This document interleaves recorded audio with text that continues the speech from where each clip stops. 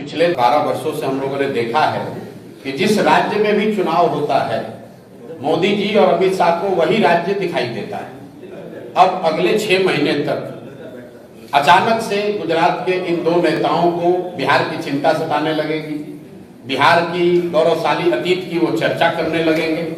बिहार में भी कभी विक्रमशिला और नालंदा जैसे विश्वविद्यालय थे, इसकी चर्चा और इसकी याददाश्त उनकी ताजी हो जाएगी। अगले 6 महीने तक जितनी भी सरकारी योजनाओं का बटन दबाया जाएगा उसका केंद्र भी बिहार बनाया जाएगा। जो योजना पहले से चल रही है, हर 3 महीने पे किसानों को स्वनिधि का पैसा भेजा जाता है, वो बटन दबाने के लिए मोदी जी बिहार में ही आकर दबाएंगे। लेकिन नवंबर के बाद ये दोनों लोगों को फिर बिहार कभी अगले 6 साल तक दिखेगा नहीं, क्योंकि तब तो बिहार उनके लिए सिर्फ मजदूर का सप्लाई केंद्र है। अच्छा तो तब होता जब अमित शाह जी घोषणा कर दें कि अगले 2 साल, 4 साल, 5 साल में बिहार से मजदूरों का पलायन, जो गुजरात के फैक्ट्रियों में, मोरबी में, सूरत में जो लड़के इस गर्मी में 12-15 हजार रुपए में नौकरी मजदूरी कर रहे हैं और गुजराती लोग उन फैक्ट्रियों के मालिक हैं, अमित शाह जी ये घोषणा कर दे उन बच्चों को भी, जो गुजरात के मजदूरों को मजदूरी मिल रही है, उतनी मजदूरी तो कम से कम बिहार के बच्चों को दिलवाओ। ये बात यहाँ बिहार में कभी चर्चा नहीं होती है।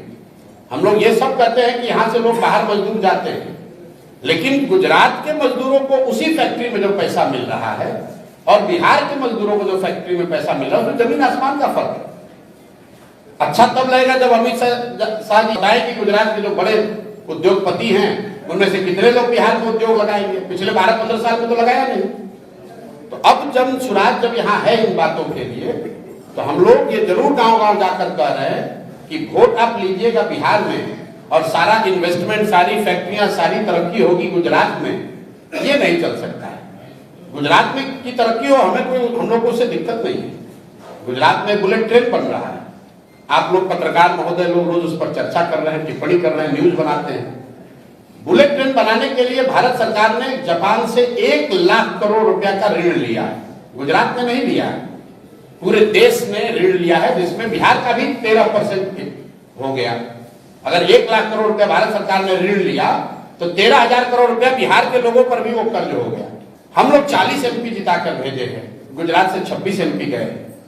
तो ये बात तो बिहार के लोगों को समझना होगा ना कि वोट अगर हमारा है तो कुछ अधिकार तो हम लोग का होना चाहिए। सिर्फ गुजरात के लोगों का ही तरक्की क्यों होगा? और गुजरात के लोगों के तरक्की के नाम पर कितने दिन तक बिहार के लोग वोट देते रहेंगे? जनसुराज में हम लोग गांव-गांव जाकर यही तो कह रहे हैं कि मेरे भाई, एक बार अपने राज्य की तरक्की के लिए, अपने बच्चों के पढ़ाई रोजगार के लिए वोट दे दो। गुजरात और कर्नाटक और तमिलनाडु का विकास और देश और पाकिस्तान और चाइना का बात बहुत हो गया। ये बिहार विधानसभा का चुनाव है, बिहार की तरक्की के लिए, बिहार के बच्चों के पढ़ाई रोजगार के लिए वोट दीजिए। तो अमित शाह जी जब आएंगे तो आप लोगों को मौका लगे तो सवाल पूछिएगा कि पिछले 15 साल में केंद्र में उनकी सरकार है, कितनी फैक्ट्री बिहार में लगी है।